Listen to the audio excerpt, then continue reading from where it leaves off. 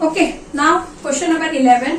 ये डायग्राम देख के और क्वेश्चन देख के थोड़ा आपको लगेगा कि पता नहीं कैसे करना है, लेकिन इसमें भी हम वही सारे कॉन्सेप्ट, वही सारी प्रॉपर्टी यूज करेंगे जो अब तक हम यूज करते आ रहे हैं, और वन बाय वन सबको हम प्रूफ करेंगे। देखो, पहले हमें क्या दिया हुआ है, यहाँ पे एक ट्रायंगल दिया है ABC और ट्रायंगल DEF। इसमें आपको क्या गिवन है कि AB is equal to DE and AB is parallel DE also.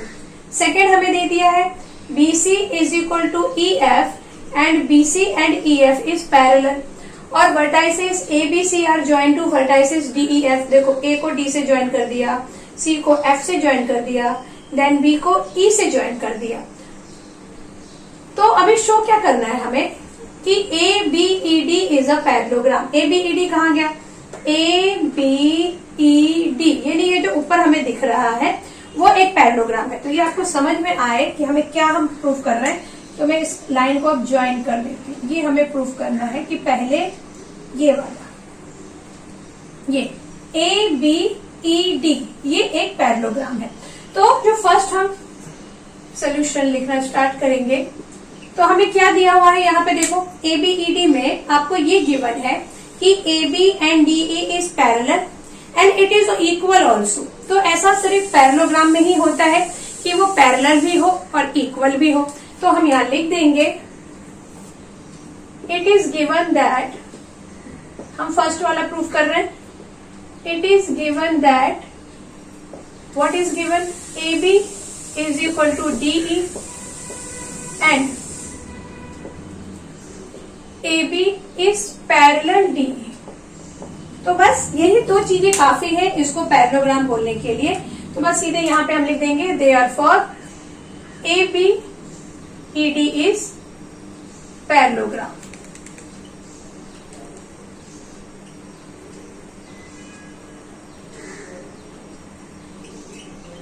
Okay, अभी सेकंड में हमें क्या प्रूफ करना है, BEFC इज पैरेललोग्राम। BEFC कहाँ है, देखो BEFC मतलब इसकी बात कर रहे हैं हम, ये वाले BEFC। तो इसमें भी हमें गिवन है कि BC इज पैरेलल EF। तो अगेन हम उसके and equal also, BC is equal EF and it is parallel.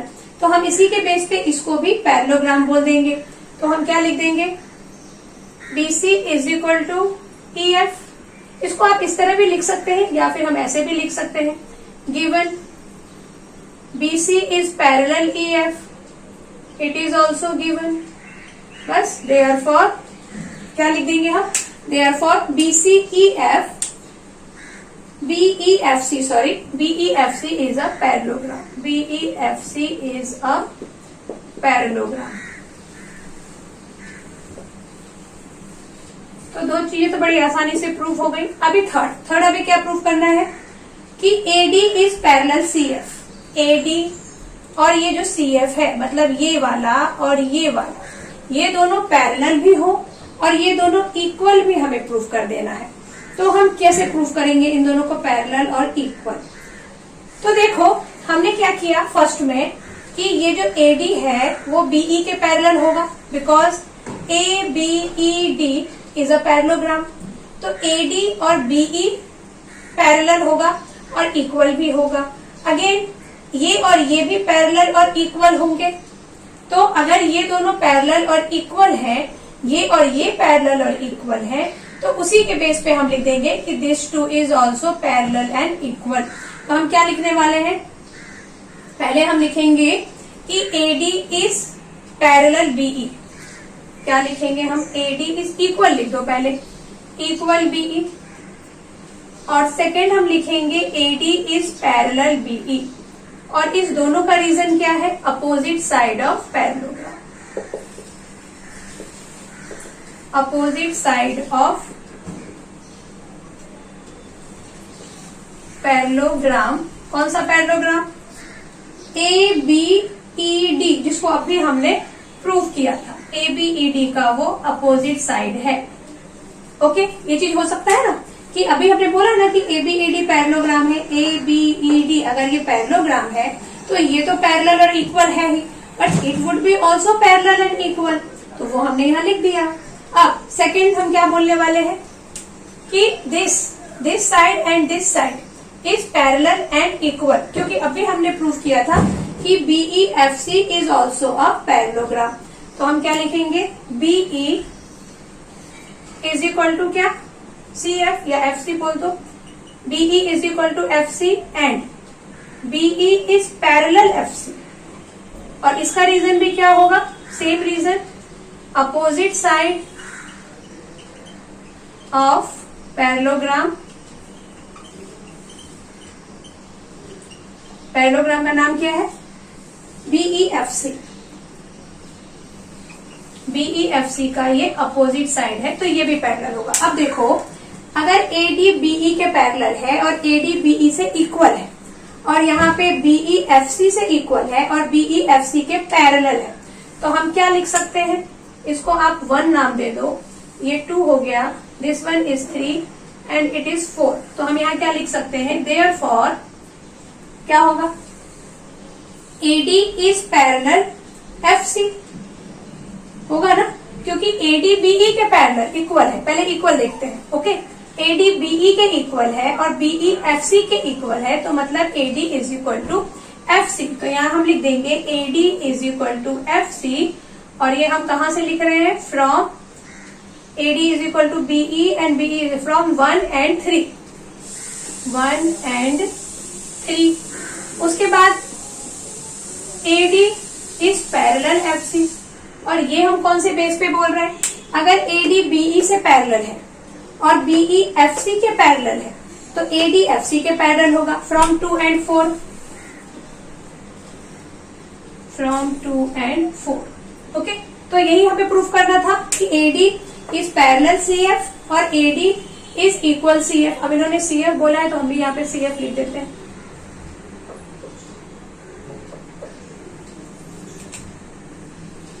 CF,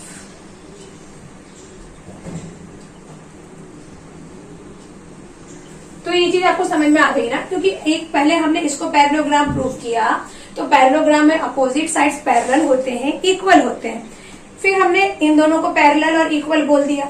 again हमने इस ट्रायंगल, इस क्वाड्रिलेटरल को पैरेलल प्रूव किया, तो ये दोनों भी पैरेलल और इक्वल होंगे, तो उसी के बेस पे ये दोनों भी इक्वल और पैरेलल हो जाएगा। तो थर्ड भी प्रूव हो गया।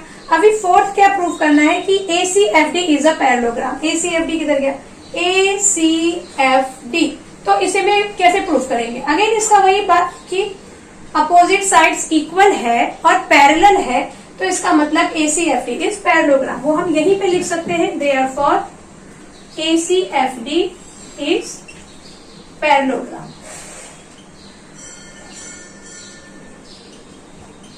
क्यों लिख दिया, अभी इससे पहले जो 2 हमने पैरेललोग्राम बोले थे वो इसी बेस पे, तो इससे पहले जो हमने प्रूफ किया, अभी हमने क्या प्रूफ किया कि ACFD is also a parallelogram, और वो क्यों है, क्योंकि इसके भी opposite sides are equal and parallel, जो कि हमारा क्वेश्चन नंबर 3 था। अगर क्वेश्चन नंबर 3 है, प्रूफ हो चुका है, तो उसी के बेस पे हम इसको भी पैरेललोग्राम बोल सकते हैं। अब हमारा next 5th one, AC is equal to DE, तो AC और DE ये भी इक्वल हो जाएगा, क्योंकि वो भी क्या है, अपोजिट साइड ऑफ पैरेललोग्राम, जो अभी हमने यहाँ प्रूफ किया था कि ACFD अगर पैरेललोग्राम हो गया, तो पैरेललोग्राम हो गया तो AC और ये DF तो इक्वल हो ही जाएगा ना। तो यहाँ हम लिख दे, therefore AC is equal to DF, और इसका हम रीजन क्या लिखेंगे, अपोजिट साइड ऑफ पैरेललोग्राम।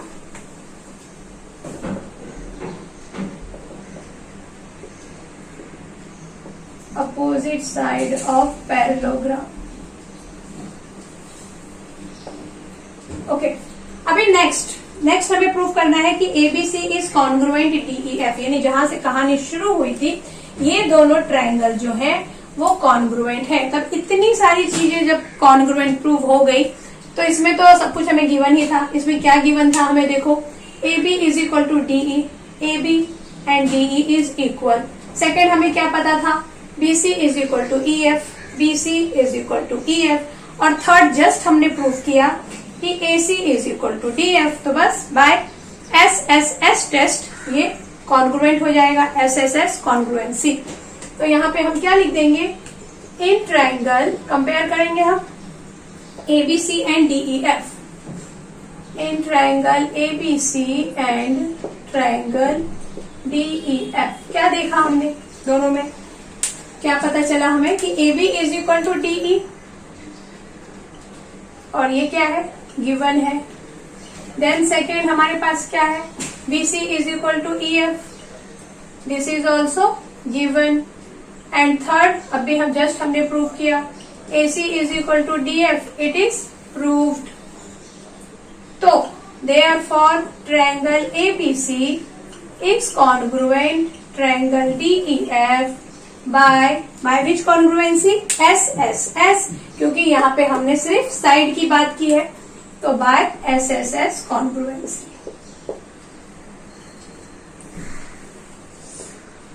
तो ये क्वेश्चन देखने में काफी लग रहा था कि हाँ बहुत दिमाग खराब होगा, लेकिन इतना दिमाग खराब हुआ नहीं हमारा, क्योंकि काफी सारी चीजें इन्होंने दी थी। बस वही हमें इन्हें याद दिलाना था कि भाई आपने ऐसा दे दिया है, इसके लिए ऐसा होगा, ये दे दिया है तो ऐसा होगा। कुछ हमें प्रूफ तो अपने तरफ से करना नहीं पड़ा, बस लिखना पड़ा। ओके, तो अब क्वेश्चन नंबर 12। क्वेश्चन नंबर 12 देखो, ABCD is a trapezium. Okay, तो ट्रेपेजियम में क्या होता है, ट्रेपेजियम में एक set of opposite side is parallel, तो वही दिया हुआ है यहाँ पर। Trapezium AB is parallel to CD, और नेक्स्ट क्या दिया है कि AD is equal to BC, मतलब कि ये साइड और ये साइड हमें इक्वल बोल दिया है। और हमें प्रूफ क्या करना है, बहुत सारी चीजें प्रूफ करनी है। तो angle A is equal to angle B, ये प्रूफ करना है। Then angle C is equal to angle D। उसके बाद हमें प्रूफ करना है कि this triangle ABC is congruent BAD यानी ये वाला। और देन हमें प्रूफ करना है कि diagonals AC and BD is equal. तो स्टेप बाय, अच्छा इसमें आपको क्वेश्चन में हिंट भी दिया हुआ है। वो हिंट में क्या है, ये तो हमने ट्रेपेजियम बनाया, उसके बाद हिंट में क्या है कि आपको कंस्ट्रक्ट करना है एक्सटेंड। तो extend AB and draw a line through C से लाइन ड्रॉ किया, और ये जो लाइन हमने ड्रॉ किया है वो क्या है, पैरेलल है AD के। इंटरसेक्टिंग AB प्रोड्यूस E, और AB से ही जो लाइन जा रही है ये E, उसी पे AB को ही हमने एक्सटेंड किया, तो वहां पे ये पॉइंट E है। और दिया क्या है कि हमने जो ये कंस्ट्रक्शन किया है वो कैसा किया है कि AD इज पैरेलल CE। अब देखो यहाँ पर इस डायग्राम में वापस एक बार शॉर्ट में समझा देती हूँ मैं कि ये जो हमने कंस्ट्रक्शन किया है, ये वाली लाइन, ये लाइन किस टाइप से हमने कंस्ट्रक्ट किया है कि CE और AD पैरेलल हो जाए। ओके, अच्छा इसमें और ये उसी को एक्सटेंड करके बनाया गया है E को, मतलब कि अगर AB और DC पैरेलल है जो कि हमें गिवन है, तो AE और DC भी पैरेलल होगा क्योंकि उसी लाइन को आपने आगे बढ़ाया हुआ है। नेक्स्ट AD और CE पैरेलल है, ये तो हमने कंस्ट्रक्शन ही अभी किया। तो अगर कोई क्वाड्रिलेटरल जिसमें अपोजिट साइड्स पैरेलल हो तो वो पैरेललोग्राम के अलावा और कुछ भी नहीं हो सकता है। तो इस बेस पे हम क्या बोल सकते हैं कि AECD इज अ पैरेललोग्राम। तो हम क्या लिखेंगे यहाँ पर, सोल्यूशन में आप लिख सकते हैं AB is parallel DC, CD, it is given। and next हमने अभी क्या किया है, AD is parallel AB and through C parallel to DA, DA is parallel CE, और ये क्या है हमारा कंस्ट्रक्शन है। ओके, नेक्स्ट हम क्या लिख देंगे इसके बेस पे कि दोनों पैरेलल है अपोजिट साइड, देयरफॉर ADCE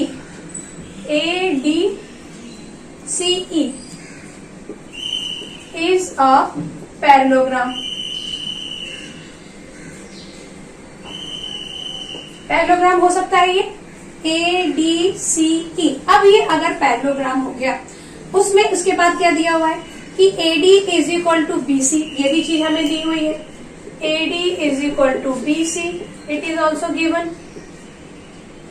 अब AD और BC अगर इक्वल है, AD is equal to BC, तो BC किसके इक्वल होगा? EC के इक्वल होगा। क्यों इक्वल होगा? क्योंकि AD और EC भी तो इक्वल है ना। क्यों इक्वल है? Because it is a side of parallelogram. तो पहले हम ये लिख लें, therefore AD is equal to क्या? EC, opposite side of parallelogram. सीधे अपोजिट साइड लिख देती हूँ, opposite side of parallelogram. Okay, अब AD is equal to BC हमको गिवन है, तो इसका मतलब क्या हो सकता है कि BC is equal to EC। AD is equal to EC है, then AD is equal to BC है, तो BC is equal to EC हो जाएगा ना इन दोनों के को देखते हुए। तो BC और EC हमें इक्वल मिल गया, ये दो। ओके, अब अगर ये दोनों साइड इक्वल है तो इसका मतलब क्या हुआ कि ये जो एंगल है ये एंगल भी इक्वल होंगे। क्यों? क्योंकि ये कॉन्ग्रुएंट साइड है, तो corresponding angle of congruent side. तो हम यहाँ पे देयरफॉर करके क्या लिख सकते हैं कि angle CBE is equal to angle CEB। और रीजन हम क्या लिखेंगे? कॉरेस्पॉन्डिंग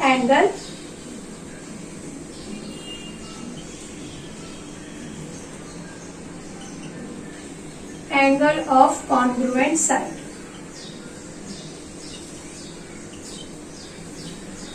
ओके, ये समझ में आ गया ना आपको कि ये और ये साइड अगर इक्वल है तो उसके बेस पे हम ये दोनों एंगल को इक्वल बोल सकते हैं। और इसका नाम हम क्या लिखेंगे? CBE, और इसका नाम क्या लिखेंगे? CEB। ओके, अब नेक्स्ट हम क्या कर सकते हैं? देखो, हम ये बोल सकते हैं कि ये वाला जो एंगल है और ये एंगल, ये दोनों मिलके क्या बना देंगे? 180। क्योंकि एक्चुअली हमें प्रूफ क्या करना है कि ये A और ये B 180 है। तो इतना सारा हमने किया, तो अब हम इसको भी तो यूज करेंगे, तभी तो ये प्रूफ होगा। तो हम क्या लिखेंगे कि एंगल B, ये इसका नाम क्या होगा? ABC।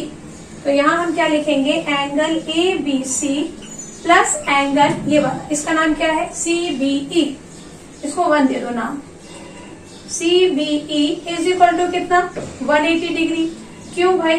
Because it is a linear pair. Okay, ये लीनियर पेयर होने की वजह से 180 हो गया। अब इसको आप इक्वेशन 2 बोल सकते हैं। नेक्स्ट हम क्या देखेंगे कि ये वाला एंगल और ये पूरा एंगल, ये कितना होगा? 180 डिग्री होगा। क्यों होगा 180 degree? Because it is a interior angle. ये क्या है? Corresponding interior angle of parallelogram. Parallelogram में ए, जैसे कि पैरेललोग्राम में ADCE, तो इसके ये जो दोनों एंगल हैं ये 180 होंगे, और ये दोनों एंगल का प्लस जो हम करते हैं वो भी 180 होता है। इसको आप ऐसे भी समझ सकते हैं, या फिर वो लंबा प्रोसीजर हो जाता कि हम AE पैरेलल DC लें, फिर AD ट्रांसवर्स, बहुत ही लंबा हो जाएगा। तो आप क्या करना है आपको कि कॉरेस्पॉन्डिंग एंगल ऑफ पैरेललोग्राम। तो नेक्स्ट हम क्या लिखेंगे? एंगल, इसको सिर्फ एंगल A लिखते हैं। एंगल A प्लस एंगल, इसका नाम लिख सकते हैं AEC। AEC is equal to 180 degree, और यहाँ क्या लिखेंगे? Corresponding angle of corresponding interior angle of parallelogram. Okay, अब angle A plus angle AEC is equal to 180, then angle ABC plus angle CBE is equal to 180, and ये जो CBE है, अच्छा इसका नाम AEC ना लिख के हमें CEB लिखना चाहिए। क्यों लिखना चाहिए CB? मतलब नेक्स्ट में हम यहाँ पे AEC है ना, CEA, यहाँ हम इसको क्या लिख सकते हैं? CEA, और दूसरी बार हम क्या लिख सकते हैं? Angle A plus angle CEB is equal to 180। क्यों लिख सकते हैं? क्योंकि हमें सिर्फ यहीं तक जरूरत है। CEA को आप CEB भी लिख सकते हो। ओके, अब angle A plus angle CEB is equal to 180, और यहाँ पर ABC plus CBE is equal to 180। तो दोनों यहाँ पे इक्वेशन 1 और ये 2 और 3 को जब हम कंपेयर करेंगे तो उससे हमें क्या मिलेगा कि this side is equal to this side. ये चीज आपको समझ में आ रही है ना कि हमने क्या लिखा कि दिस टू एंगल इज 180, क्योंकि ये क्या है, कॉरेस्पॉन्डिंग एंगल ऑफ पैरेललोग्राम है। फिर इसका जो नाम था वो हमने लिखा CE, ए के प्लेस पे हमने लिखा CEB। और वो हमने क्यों लिखा, क्योंकि जस्ट हमने अभी बोला हुआ है कि ये और ये एंगल इक्वल है, तो यहाँ पे इन दोनों को रिलेट करने के लिए हम ऐसा कर रहे हैं। अब इसके आगे का मैं यहीं पे सॉल्व कर देती हूँ।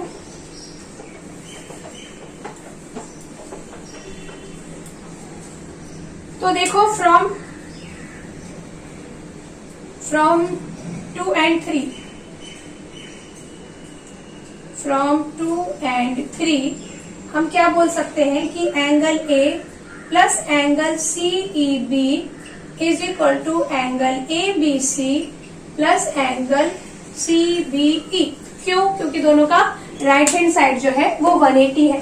अब यहाँ पर CEB और CBE ये तो इक्वल थे, है ना, तो हम इसको कैंसिल कर सकते हैं। तो फिर यहाँ पे आ जाएगा angle A is equal to angle ABC।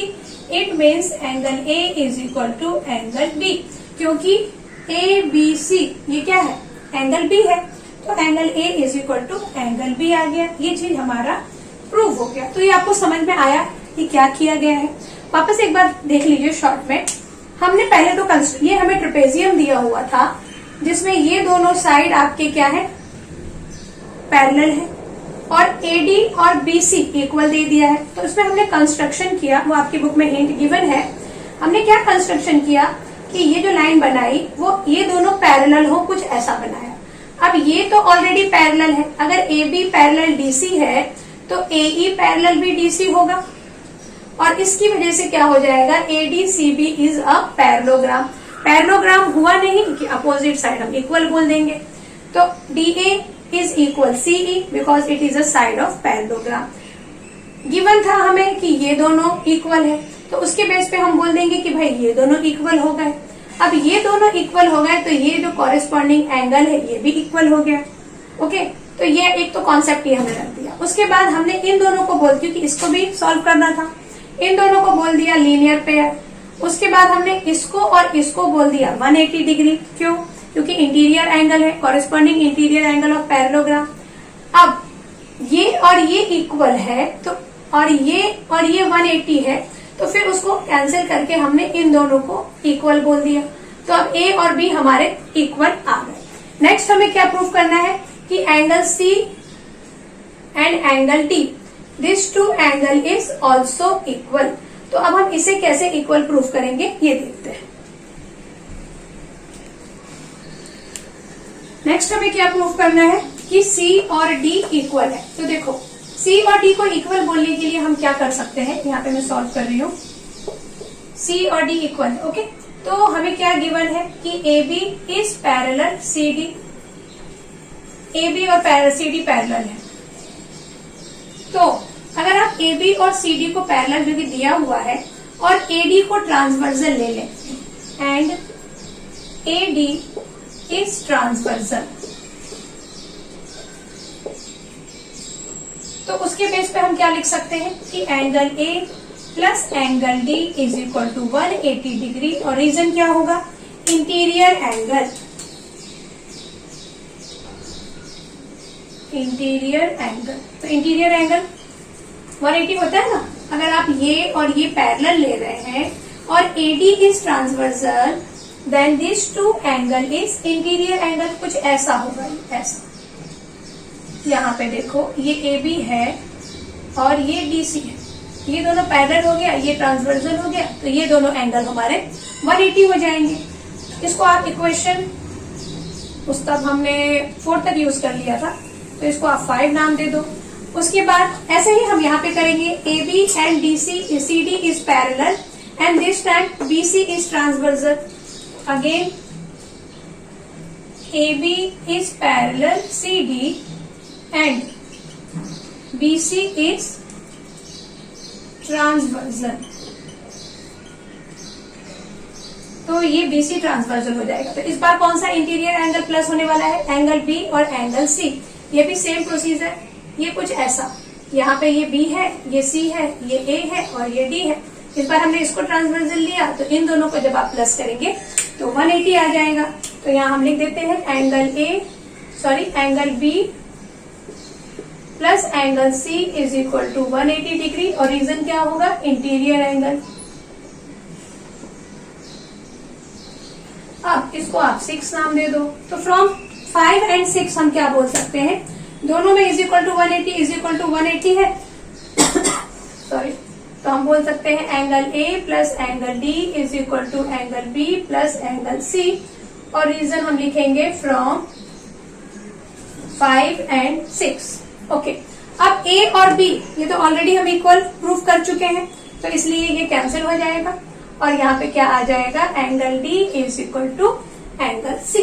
तो ये हमारा सेकेंड भी प्रूफ हो गया। अभी थर्ड हमें क्या प्रूफ करना है कि एबीसी मतलब कौन, ये ABC is congruent B A D. तो देखते हैं ये कैसे प्रूफ होगा, तो कंपेयर कर लेते हैं। In triangle ABC and triangle B A D, तो जब हम कंपेयर करेंगे तो क्या दिखेगा हमें, ए बी सी एंड कौन सा, बी ए डी। ओके, तो इसमें सबसे पहले तो हमें दिखेगा A B is equal to B A, this is